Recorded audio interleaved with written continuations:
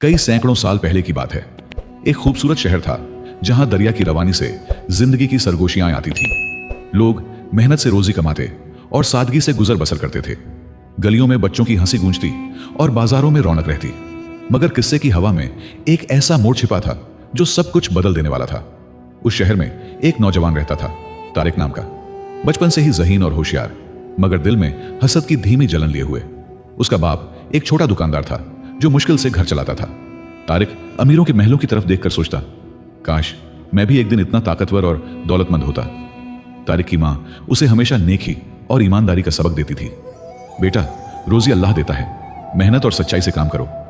मगर तारिक को ये बातें दिल में नहीं उतरती थीं। उसे लगता नेकी में बस गरीबी मिलती है।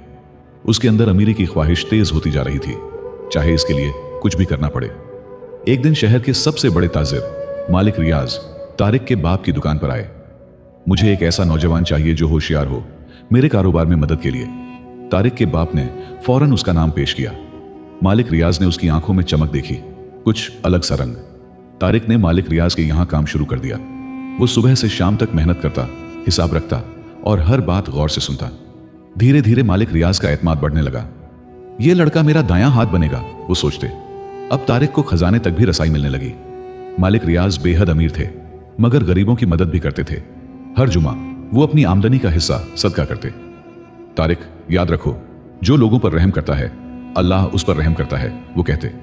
तारिक सिर तो हिला देता, लेकिन दिल में कोई नरमी नहीं उतरती थी। एक रात जब सब सो रहे थे, तारिक खजाने के कमरे में गया। सोने के सिक्के, हीरे जवाहरात, कीमती कागज, सब उसकी आंखों में चमक बन गए। अगर यह सब मेरा होता तो मैं कितना ताकतवर बन जाता। उसी वक्त उसके दिल में एक खतरनाक ख्याल पैदा हुआ। कुछ हफ्तों में उसने चुपके से मालिक रियाज के सारे राज इकट्ठे कर लिए। कौन किससे लेन देन करता है, कौन सी सौदागरियां कितनी फायदेमंद हैं, किस पर भरोसा है और कौन दुश्मन, सब कुछ एक छोटी किताब में लिखता गया। एक दिन जब मालिक रियाज दूसरे शहर गए हुए थे, तारिक ने अपना मंसूबा पूरा किया। उसने जितना माल उठा सकता था उठा लिया और रात की आंधियों जैसी खामोशी में शहर छोड़ दिया। अब मैं अपनी तकदीर खुद लिखूंगा। उसके दिल में जरा सा भी पछतावा नहीं था। जब मालिक रियाज लौटे तो खजाने का बड़ा हिस्सा गायब था। उन्होंने उसे ढूंढने की बहुत कोशिश की, मगर वो कहीं न मिला। वो टूट गए, दौलत की वजह से नहीं, बल्कि उस एतमाद की वजह से जो उन्होंने तारिक पर किया था। अल्लाह उसे हिदायत दे, उन्होंने आह भरी, बेखबर कि ये तो बस शुरुआत है और आगे का सफर और भी खतरनाक होने वाला है। तारिक मालिक रियाज की दौलत लेकर दूर बसे शहर गुलिस्तान पहुंचा। यह शहर हरे भरे खेतों और रौनक भरे बाजारों से चमकता था। तारिक ने सबसे पहले एक बड़ा मकान खरीदा और खुद को अमीर ताजिर बताने लगा। मैं मुल्क शाम से आया हूं तिजारत के लिए, वह लोगों से कहता। गुलिस्तान का हाकिम अमीर जुबैर कमजोर तबीयत का इंसान था, वजीरों के इशारों पर चलने वाला। शहर में गरीबों की हालत बिगड़ती जा रही थी। तारिक ने पहचान लिया कि यहां ताकत हासिल करने का रास्ता खुला है। वह दरबार जाने लगा, तोहफे भेजने लगा और अपनी चालाकियों से सबको प्रभावित कर लिया। अमीर जुबैर का एक वजीर हकीम लुकमान शहर का अकेला शख्स था जो सच में लोगों की फिक्र करता था। 70 साल का बूढ़ा आलिम जिसकी निगाहों में हिकमत की चमक थी। जब उसने पहली बार तारिक को देखा तो दिल में एक खटका उठा। यह नौजवान अपने पीछे कुछ छिपा रहा है, उसने सोचा। एक दिन अमीर जुबैर ने ऐलान किया, खजाने में कमी है, नए टैक्स लगाने होंगे। हकीम लुकमान ने तुरंत एतराज किया, अवाम पहले ही परेशान है और बोझ नहीं डाला जा सकता। तारिक ने मौका पकड़ा और बोला, मेरे पास ऐसा तरीका है जिससे आपका खजाना भर जाएगा। तारिक की तदबीर सादा मगर बेरहम थी। तमाम ताजिरों से जबरदस्ती टैक्स लेना, किसानों की जमीनें औने पौने दामों पर खरीदना और गरीबों से भी पैसे निकलवाना। अमीर जुबैर खुश हुआ और उसे इस काम का निगरान बना दिया। हकीम लुकमान की आंखें नम हो गईं। उसे आने वाली तबाही दिख रही थी। कुछ महीनों में तारिक ने अमीर जुबैर को मुट्ठी में कर लिया। उसने हकीम लुकमान जैसे अच्छे लोगों को दरबार से दूर कर दिया और अपने जैसे लालची लोगों को पास बैठा लिया। जुल्म बढ़ता गया। जो टैक्स ना दे सके उनकी जायदाद छीन ली जाती। गरीब और टूटा हुआ और तारिक का खजाना गाढ़ा होता गया। शहर से बाहर एक छोटा गांव था जहां मेहनत कश लोग बसते थे। वहीं एक नौजवान आदिल अपनी छोटी जमीन पर मशक्कत करता था। उसका बाप बीमार था और छोटी बहन आमिना सिर्फ 10 साल की। जब तारिक के लोग वहां पहुंचे, आदिल के पास देने को कुछ न था। तो हम तुम्हारी जमीन ले लेते हैं, उन्होंने कहा। आदिल ने गिड़गिड़ा कर कहा, यह मेरे बाप दादा की मीरास है, हमारी रोजी का आखिरी सहारा। मगर वह न माने। आदिल ने रोकने की कोशिश की तो उसे बुरी तरह पीटा गया। वह लहूलुहान गिर पड़ा और आमिना चीखती रह गई। यह खबर पूरे गुलिस्तान में फैल गई। हकीम लुकमान ने आदिल को अपने घर पनाह दी और उसका इलाज किया। यह जुल्म अब और नहीं चल सकता, उन्होंने कहा। आदिल ने आंसुओं में भी आग सी चमक के साथ कहा, मैं अपनी जमीन वापस लूंगा, चाहे कुछ भी करना पड़े। हकीम लुकमान ने उसके अंदर उठते तूफान को महसूस किया। उधर तारिक की ताकत बढ़ती जा रही थी। वह अमीर जुबैर का सबसे करीबी मशीर बन चुका था और असल में पूरा शहर वहीं चला रहा था। एक रात उसने अमीर जुबैर को जहर देने का मंसूबा बनाया। कल से इस शहर का हाकिम मैं हूं, उसने आईने में खुद को देखते हुए कहा। मगर वह नहीं जानता था कि उसकी जालिमियों के खिलाफ एक तूफान उठ चुका है जो उसकी तकदीर बदलने वाला था। अमीर जुबैर की अचानक मौत के बाद तारिक ने खुद को हाकिम ए आला घोषित कर दिया। मैं गुलिस्तान को दुनिया का सबसे अमीर शहर बनाऊंगा, उसने ऐलान किया। शहर के अमीर लोग खुश थे लेकिन गरीब सहमे हुए थे। हकीम लुकमान ने आदिल से कहा, अब वक्त आ गया है कि हम कुछ करें, वरना शहर तबाही में डूब जाएगा। आदिल ने तय किया कि वह अपनी जमीन वापस लेने के लिए हाकिम तारिक से मिलेगा। हकीम लुकमान ने समझाया, बेटे तारिक जालिम है, होशियारी से कदम रखना। आदिल ने कहा, मैं सच के साथ खड़ा हूं, अल्लाह मेरा मददगार है। उसके चेहरे पर अजीब सा सुकून था, सुकून जो सिर्फ ईमान से उतरता है। अगले दिन आदिल महल की ओर चला। रास्ते में लोगों ने अपनी तकलीफें बताईं। एक बूढ़ी औरत ने रोते हुए कहा, मेरे बेटे को कैद कर लिया गया क्योंकि वो टैक्स न दे सका। एक ताजिर बोला, मेरी दुकान छीन ली गई। हर दास्तान पर आदिल का गुस्सा उबलता, मगर उसने खुद को साबिर रखा। महल पहुंचा तो लंबा इंतजार करना पड़ा। आखिरकार उसे तारिक के सामने ले जाया गया। तुम वही हो जिसने मेरे आदमियों का सामना किया था, तारिक गरजा। आदिल ने बेखौफ कहा, मैं वही हूं जिसकी जमीन आपने नाहक छीनी है, उसे वापस मांगने आया हूं। तारिक की आंखों में ज्वाला भड़क उठी। हिम्मत कैसे हुई मुझसे ऐसे बात करने की? वह चीखा और पहरेदारों को हुक्म दिया, इसे कैद कर दो। आदिल को घसीटकर अंधेरी कोठरी में डाल दिया गया। वहां बैठकर उसने दुआ की, ऐ अल्लाह, तू जालिम को मोहल्लत देता है मगर छोड़ता नहीं, मुझे सब्र दे और सीधी राह दिखा। हकीम लुकमान को गिरफ्तारी की खबर मिली तो दिल बैठ गया। उन्होंने लोगों को जमा कर कहा, अब हमें अपने हक के लिए आवाज उठानी होगी। लोग डर और उम्मीद के बीच खामोश खड़े थे। धीरे धीरे उनके दिलों में हिम्मत का चिराग जलने लगा। खौफ की जगह बगावत की चिंगारी ने ली। कैद में आदिल ने देखा कि बहुत से बेगुनाह लोग भी बंद थे। उनमें से एक मसूद, जो पहले तारिक का साथी था, बोला, तारिक असल में मालिक रियाज का नौकर था। उसने उनका माल चुराया और यहां आकर नई जिंदगी शुरू की। आदिल हैरान रह गया। अब उसे समझ आने लगा कि जुल्म की जड़ कहां है। उधर तारिक ऐशो आराम में डूबा था, शहर का मालिक बन चुका था, मगर दिल में सुकून नहीं था। रातों को उसे अक्सर मालिक रियाज के ख्वाब आते, जो लोगों पर रहम नहीं करता, अल्लाह उस पर रहम नहीं करता। तारिक पसीने में डूबा हुआ जाग जाता।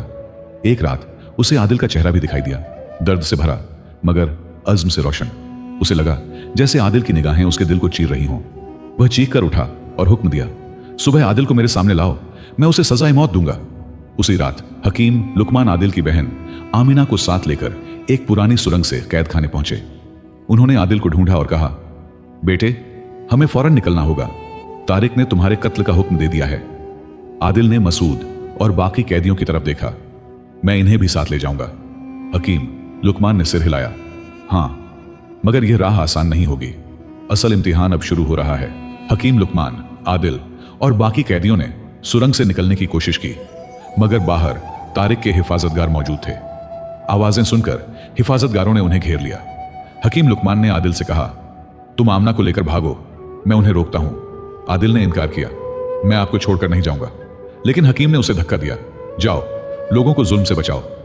आदिल, आमना और कुछ कैदियों के साथ जंगल की तरफ भाग गया, जबकि हकीम लुकमान और बाकी कैदी पकड़ लिए गए। सुबह होते ही तारिक ने हकीम लुकमान को आम लोगों के सामने पेश किया और कहा, देखो यह है गद्दारी का अंजाम।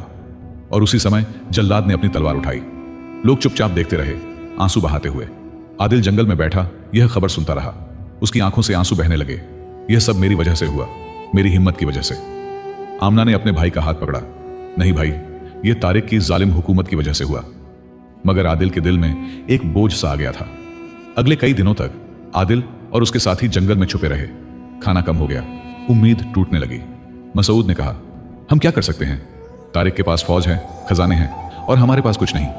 आदिल चुप हो गया। उसे लगा कि शायद वह नाकाम हो गया है। एक रात आदिल जंगल में अकेला बैठा अपने अतीत के बारे में सोच रहा था। उसका खेत, उसके पिता हकीम लुकमान की कुर्बानी, सब कुछ याद आया। उसने आसमान की तरफ देखा, तारों की रोशनी में अल्लाह की कुदरत का नजारा किया। ऐ अल्लाह, मैं कमजोर हूं, मगर तू ताकतवर है, मुझे रास्ता दिखा, मैं तेरे हुक्म पर चलूंगा। अचानक आदिल के दिमाग में एक याद आई। हकीम लुकमान एक बार कह रहे थे, जालिम की सबसे बड़ी कमजोरी उसका घमंड होता है। आदिल ने सोचा, तारिक की ताकत उसकी दौलत में है, अगर वह दौलत चली जाए तो वह कमजोर हो जाएगा। पहली बार कई दिनों बाद आदिल के चेहरे पर उम्मीद की लहर दौड़ी। आदिल अपने साथियों के पास गया और अपना योजना बताया।